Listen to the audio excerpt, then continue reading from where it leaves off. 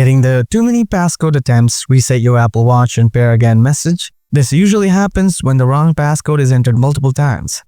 Don't worry, in this video I'll show you how to solve the too many passcode attempts error on your Apple Watch.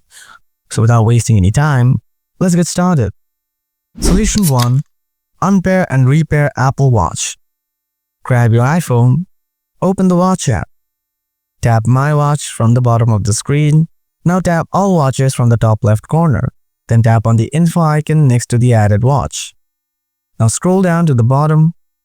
Tap Unpair Apple Watch. Again, tap Unpair Apple Watch. Or you can follow another solution.